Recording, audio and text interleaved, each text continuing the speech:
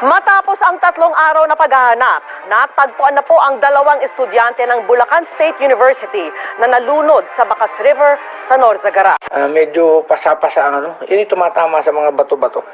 Tumatama yung mukha niya. Sabado na magtungo ang mga biktima sa ilog kasama ang ibang kaeskwela para umano mag-shoot ng video na requirement daw sa paaralan.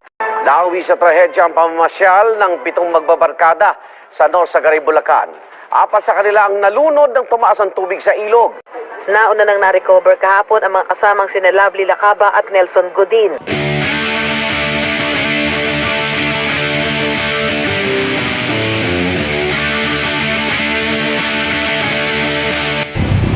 Uy, bagong action cam oh. Lumatong trampo, gasgas.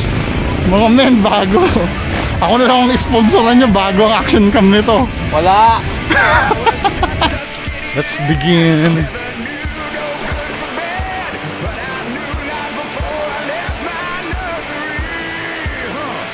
Left alone with big fat Fanny. She was such a naughty nanny.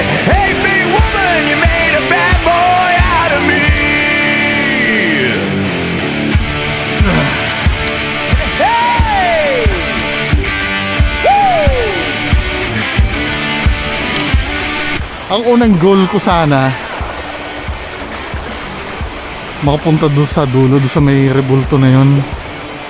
Palakasan ng palakas yung current. Ay, pag tinangay ako dito uy, lalim na. Kung may naririnig kayong ingay, may naririnig kayong ingay, may nagsiswimming banda doon sa malayo naman eh. Pakita ko sa inyo, banda doon makikita mo. Ayun oh. Ang tatapang kahit sobrang lakas ng anod, talaga sila.